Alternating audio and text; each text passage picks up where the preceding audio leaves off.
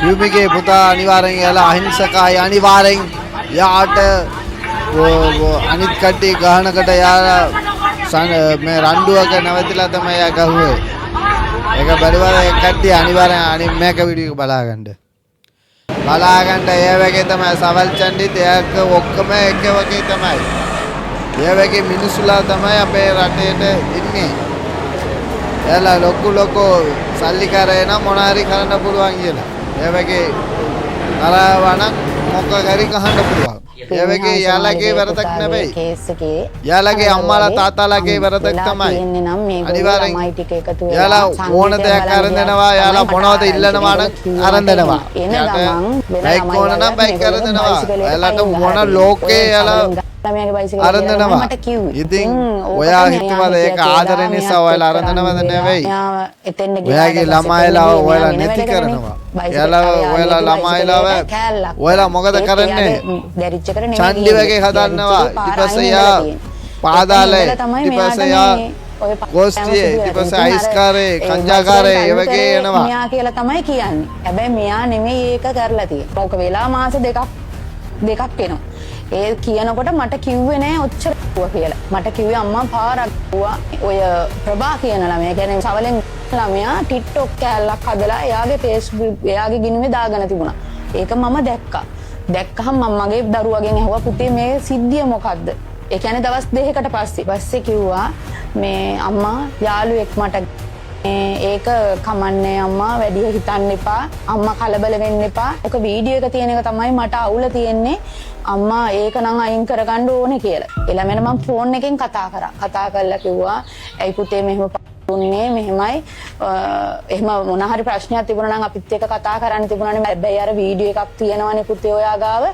ඒක අයින් කරන්න මේ ඔයාටත් හොඳ නෑ මගේ පුතාටත් හොඳ නෑනේ කියන එක මං කිව්වා. එයා ඒක හරි අම්මේ ඒ ළමයා කිව්වා එයාට අම්මත් නෑ. මේ අම්මා කෙනෙක් අඬනවා මට බලන්න බෑ. මේ ඒ නිසා මං අයින් කරන්නම් අම්මේ කියලා එයා කිව්වා.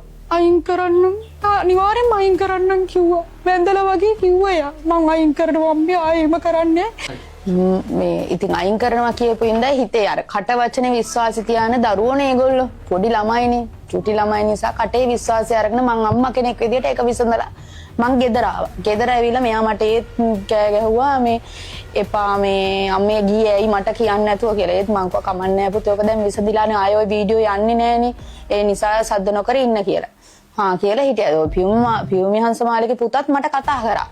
ඒ අර කතා කරපු ටෙලිෆෝන් නම්බර් එකේ මේ මට දුන්න නම්බර් එකෙම කතා කරලා කිව්වා නේ මේ ඇන්ටි මේ මම මේ අහවලා ඒ කියන්නේ නම කියලා මේ අහවලාගේ පුතා මේ ඒක ආයේ වීඩියෝ එක දාන්නේ මෙහෙමයි සෝරි ආයේ ඒක කරන්නේ මෙහෙමයි කියලා කිව්වා. ඒ කියලා දැන් මේ මාස දෙකකට පස්සේ තමයි මේ වීඩියෝ එක මේ වෛරල් යන්නේ. ඒගොල්ලොමයි දාලා තියෙන්නේ. ඒගොල්ලොම දාපු වීඩියෝ එකක් මේ අහපව් යන්නේ.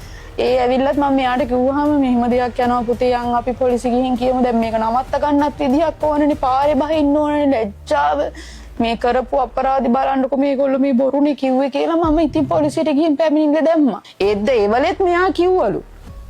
ඒ වීඩියෝ එක දානකොටත් මෙයා දාලා තියෙද්දිත් මෙයා කිව්වලු අනේ ඕක මචං අයින් කරපම් බං මට පිස්සු ඇදේ අයින් කරපන් කියලා මෙයා කියලා තියෙනවා ඒගොල්ලොන්ට කතා කළා මේ පියුමි හංසමාලිගේ පුතාට මෙයාට කෝල් එකක් ඇවිල්ලාද මෙයා කතා කළාද මොකක්ද එහෙම වෙලා තියෙන. එයා දන්නවා මේ විස්තරය ගැන. ඉතින් පියුමි හංසමාලිගේ පුතා මෙයාට කතා කරලා කියලා පැය දෙකෙන් තමයි ওই වීඩියෝ එක එළියට දාලා තියෙන්නේ. ඒතකොට දැන් මම එයාව ටාගට් කරනවා නෙමෙයි. දැන් පියුමි හංසමාලිව ටාගට් කරනවා නෙමෙයි. මගේ ළමයාට වෙච්ච අසාධාරණයනේ කොල්ලෝ 15ක එක තනි මිනිස්සෙක් කියන්නේ පොඩි ළමෙක් මෙයාට අවුරුදු හරියටම 18යි නේ වයස. අපහාසයක් නේ. මේ එක දාන එක ඒ ළමයා අනාගතයට මුණ දෙනවා. ඉතින් අවුරුදු 22කද 23කද ළමෙක් ඔය අවුරුදු 18ක ළමෙකුට ලොකු ළමයි ධම්මලා මේගොල්ලෝ පොඩි කියලා නෙමෙයි මේ වැඩේ කරේ. අසාධාරණයි කියන එක තමයි මං කිල්ලන්නේ ජනාධිපතිගෙන් උනත් මේක බලන මැති මේගොල්ලෝ මේ ළමයාට සාධාරණයක් කරන්න කියලා මට ඉතින් මම නඩුව දැම්මට මට කරගන්න බැරි ඒ සාධාරණයක් මේ ළමයා වෙනුවෙන් මේ අනාගතය වෙනුවෙන් ඒ ළමයිගේ කෝස් එකක් කර හිටියා. ඉන්සිපෝස් එකක් ඒකටවත් ගියේ නෑ මෙයා. මාස දෙකක්ම ගෙට වෙලා මාස දෙකක්ම ගෙට වෙලාම හිටියා. මේ අතරි දෙනවා කිව්වා යා කෝස් එක නතර කරා ගියේ නෑ. ගෙටම ගෙන් එළියටවත් බැස්සේ නෑ ඊට පස්සේ. දැනුත් ඔය ගෙට වෙලා ඉන්න යන්නේ නෑ එයා එළියට. ඒ කියන්නේ අර ලැජ්ජාවට එයා යන්නේ නැත්තේ. ලැජ්ජාවක් මේක මට තේරෙන්නේ ඒක මේ ඇත්තටම මේ දැන් කවුරු කිව්වොත් අපේ ළමයා වැරදි කියලා මං හිතන්නේ යා වැරද්දක් කරා කියලා.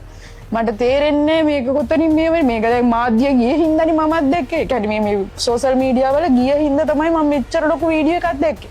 හැබැයි ඔය ඕක මුලින්ම මම දැක්කනම් මුලින්ම ගිහිල්ලා වෛද්‍ය ළමෙකෝ පෙන්නලා ඒ ටික ඔක්කොම කරගන්න. මට පෙන්න ගන්න විදිහ වීඩියෝ එකක් එහෙම තිබුණේ නෑ කියලානේ කිව්වේ මේගොල්ලෝ.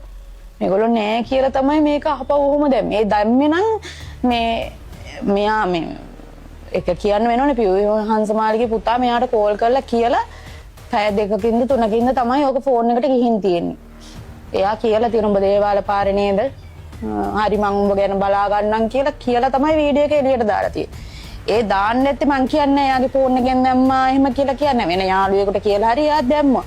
ඒක දැයිස්සල්ලාම මම දැක්කෙත් ගැහණු ළමෙක් තමයි ඒක දාලා තිබ්බේ නම්බර්ස් ප්ලේට් අරන් මනම් ඔක්කොම ටිකත් එක්ක.